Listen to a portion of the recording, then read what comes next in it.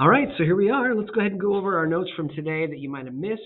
Just as a quick video, I'm going to go pretty fast through this thing, but just wanted to show you a couple of things. So the first thing we looked at is just this idea of, have you ever wondered why South America looks like it was broken off of Africa? And if we look at this thing, we notice that it seems like what we're seeing is South America and Africa fit together. You might have seen this before, you might not have, but in class we talked about this and we said, okay, do you think this could have existed? Well, some people said, I think it could have. It fits together kind of like a puzzle piece. So they said, well, okay, if you're going to make that claim, what evidence do you have? And evidence actually has come together between 1900s and the 1950s where people said, well, not only does it fit together, and we can see that actually even under the ocean, some of the continental shelves actually fit together, but fossils actually go right across these two continents, only in certain areas, but in both continents, as well as in the middle 1950s, Harry Hess found that, in fact, the third evidence is we see that the seafloor is spreading. So we have continental drift theory, which is Alfred Wagner's theory, and this is the one that's developed under the idea of they fit together on a map, and fossils were kind of a support to that. Seafloor spreading as well was one that Harry Hess, with his sonar post-World War II, was able to say, hey, we've got a giant mountain range in between these two continents, and it seems that they're spreading apart. So we think that that might be what's happening down here. And so these two things came together, and now we have what we call the plate tectonics theory. Plate tectonics theory is this. We're right now in class building a map that looks like this. The little lines with teeth on them are places where things are coming together. You can create mountains, you can create volcanoes, all sorts of things like that. The lines without the teeth are where it's pushing apart. And so you see that because there's little arrows that show the direction that these are moving. So all the places where it's spreading apart, mostly in the Atlantic Ocean, fit right between North America, South America, Europe, and Africa. So we're looking at that with the intention that this is probably spreading apart. And right here we have the sea floor spreading as an example of this. You get all sorts of ridges that develop inside of it. Now, as it's pushing away, it also can slam into things in the ocean, which is where we get trenches and we get volcanoes, or on land we get giant mountains like Mount Everest. So we're looking at that kind of thing. But let's go below the surface of what we think is happening.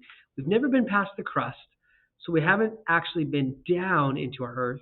But what we're thinking based on seismic waves and things like that is we're thinking that the source of all this energy that might be pushing all of these, what we call plates or just crustal movements, is that the outer core is liquid and it's burning up through the mantle and it's generating some energy that's able to both go right through the crust.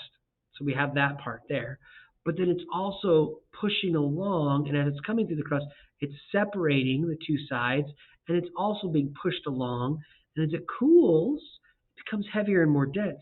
So it's lighter in a sense, less dense as it comes up through, does its thing, but over time as it cools, it becomes heavier and more dense.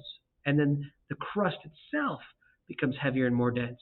And so if the ocean crust hits a continental crust, it might start to get pulled back down into Earth as it ducks down, and that cooler crust is then getting pulled in back to the outer core, melted again, and sent back up.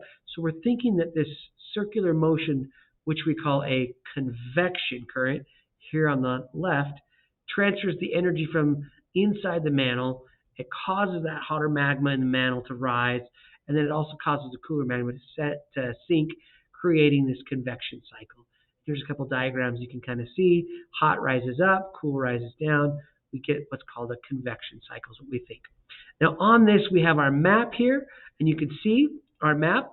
And I want to just show you one thing. What we're thinking is that this entire thing here, it's called the Pacific Plate, and it's outlined just like this red that I'm outlining here. This is the Pacific Plate, so it's one large area like this. And what we're thinking is this entire chunk is moving in a direction like this, moving in directions like this, all of it together. And because of that, we see where it slams into other plates, we see lots of volcanoes happening like this. So we draw what we call a convergent boundary. We draw these teeth to show where at all these volcanoes are adding in.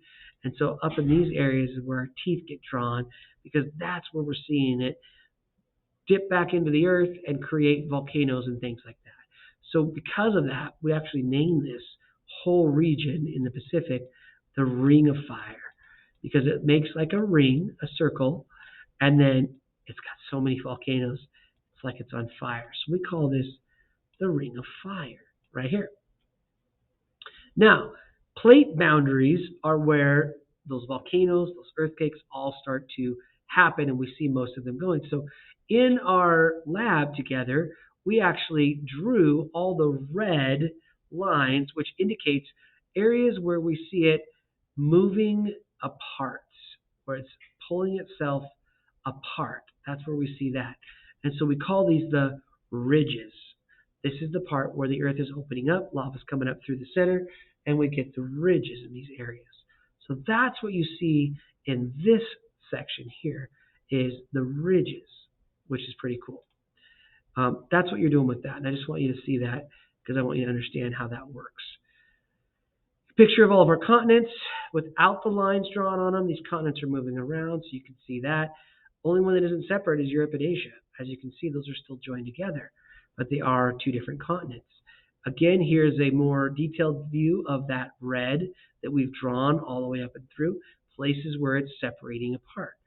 We call this a divergent boundary. So here's a picture on the left-hand side where we think it starts. It starts pulling apart, creating opening and gaps inside. One of the fascinating things is we actually can see it as water could fill these ridges, and so the ocean can actually be filled inside these ridges due to the low topography that this thing creates. So new crust is formed at these ridges. It keeps continually separating apart, and we get what are called divergent boundaries. Two continental crusts can diverge, creates a rift valley, or you can get it in the oceans. So on our notes today, what we did is we took the divergent boundary, which is what we call this, with the arrows, and we put the arrows right in here to show how this is moving. Here's the plates behind it, so there's the picture behind there. And then what we did is we took and wrote two words that would describe what's moving, so apart or dividing. And then we said, where does this happen? Well, it happens in the continental rift valley or in the ocean. And we looked at just a quick view, kind of looking at what this thing looks like. And that was the YouTube video that we looked at, which is right here. And so on this thing, we viewed basically some video footage of this rift that's happening in Africa. This is on land, which we think might eventually, maybe down the road, who knows if we'll do this or not, but it will be opening itself up more so that the ocean would actually possibly fill this area in. And so that's kind of an indicator that something's going on right here, and we see these rifts opening up in Africa. So it creates a rift valley on the land. Now, looking at the mid-ocean ridge as well, that one is under the water, so you don't see it as much, but we've got some views of what that looks like, and it looks something like this.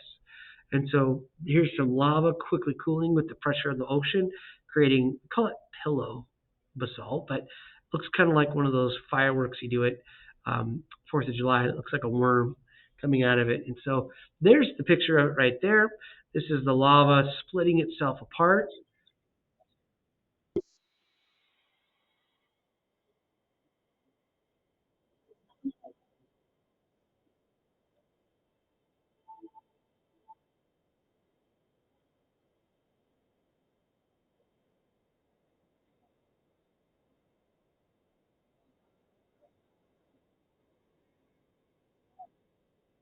Here's what it looks like in Iceland.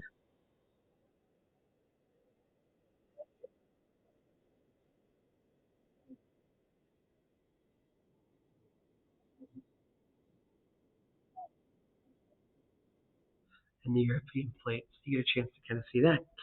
So that's what we covered today, and what you missed in the notes. There's a document that looks like this. We only filled in the top part, and then we went back to work on our maps. Just wanted you to see that. I hope that's helpful. Thank you so much.